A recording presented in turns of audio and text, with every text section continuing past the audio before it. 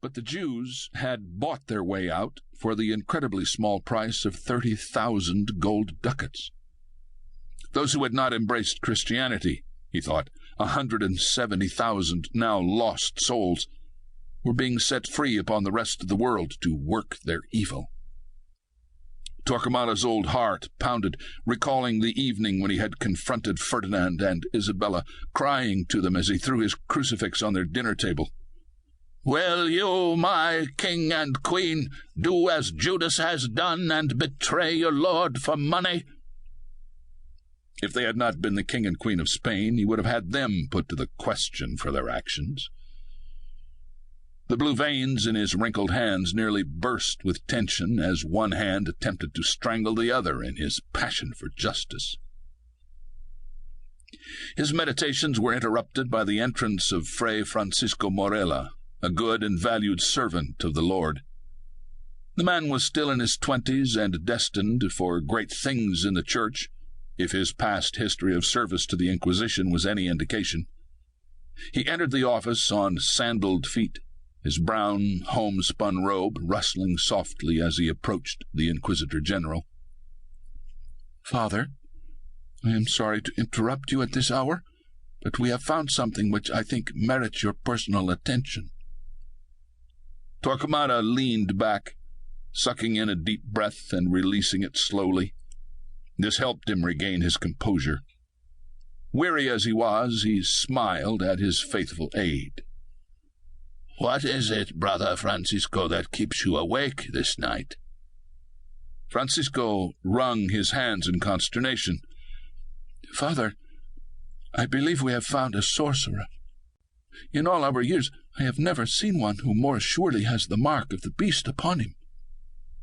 Torquemada sucked his lower lip. "Has he been put to the question?" Even in the pale light of the candle, he could see that Francisco's face was paler than normal, the lips almost white. The brother was deeply disturbed. "Yes, Father, both the boot and the screw. He admits nothing." Francisco almost broke into sobs, dropping to his knees to grasp the blue-veined hands of his superior. "Father, you must come and see this creature for yourself. He is beyond my experience, and I confess that I have a great dread whenever I am within the sight of his eyes." Gently, Torquemada removed his hands from the grasp of his younger servant. "Very well, then. I suppose that I must go and see this person you speak of. As we walk, tell me what you know of him." Guards posted at his door accompanied the good father as they did everywhere. There were heathens hidden even in the palaces who wished to stop his sacred work. In front and behind, the stern-faced soldiers of Catholic Castile escorted Torquemada and Francisco down the corridors leading to the dungeons. On the ground floors were fine offices, halls and galleries, with their walls covered with the work of Spain's finest artists and sculptors. Rare beauty marked every turning. But once the great oak door by which 2 guards stood closed behind them to let them into the inner regions below the fine rooms, they entered, if not hell, then at least purgatory. The smell of charcoal reached up the several tiers of stairs, lit by lamps in brackets bolted to the stone sides of the walls. Francisco lent his arm to the Inquisitor as they went down 2 levels. On the first level were the cells where lesser offenders were kept. Below them were the true dungeons and torture chambers, where the servants of God kept an endless vigil, performing their duties around the clock. From sun to sun they worked in relays, using the thumbscrew and rack, or straps and water. Only the use of iron was forbidden them in the treatment of heretics, but through long practice and study, the loss of iron was of small importance. They knew how to make up for its absence. The peasants swore that they could hear the sounds of screaming coming from the dungeons at all times of the day and night.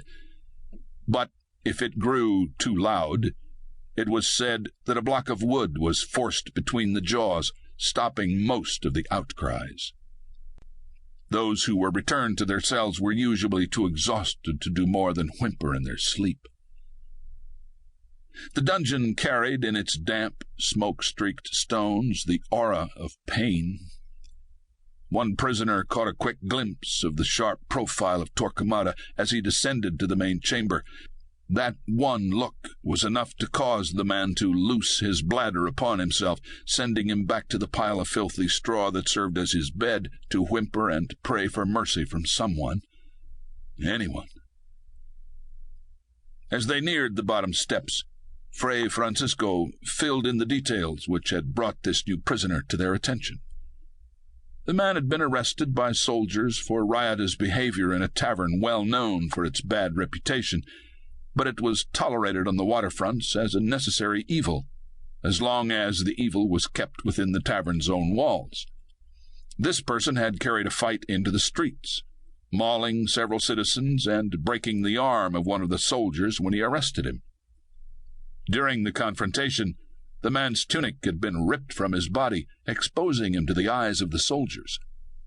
They responded in the proper manner once they saw him and took him to the offices of the Inquisition, rather than to the jails which housed those with lesser offenses.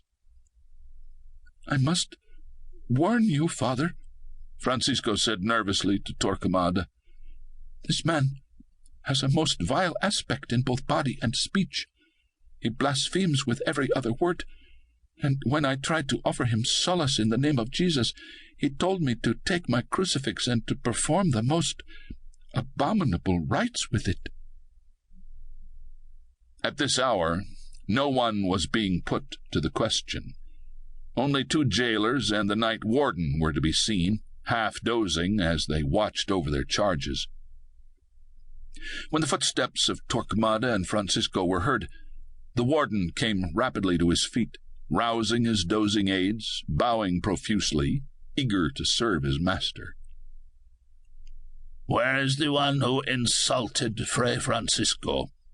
inquired Torquemada gently. The warden in charge of this section of the dungeons bowed and scraped as he led the way to where the new man was being kept. He is stoutly chained, Father.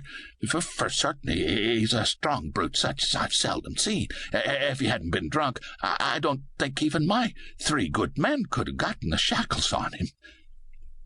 Torquemada's curiosity was definitely piqued. Carrying a torch before him, the warden led them to the cell nearest the rack, where the torturers did their best to straighten out the attitudes of the recalcitrant. Unbolting the door, he entered first, making room by standing against the side of the cell to allow his guests more room to view their prize. The flames of the torch gave the small cell a hellish aspect. Torquemada automatically made the sign of the cross when he saw what the flames of the jailer's torch exposed to his eyes. Motioning for the jailer to hold his torch over his charge, Torquemada moved a bit closer, covering his nose with a sleeve to keep out the worst of the odors caused by years of men defecating and urinating on the stone floors. The urine had dried and built up in the corners in yellow, weeping, crystalline piles. He inspected the unconscious figure whose chains had been drawn in, keeping him close to the walls. Torquemada was careful to keep out of range of the powerful arms and hands. In all his years, he had never seen a body such as the one before him. Never had he witnessed a figure so scarred and gouged that he yet had the force of life within its shell. The man had one long scar that ran from his right eye to the corner of his mouth and gave him, even while unconscious, a sinister aspect.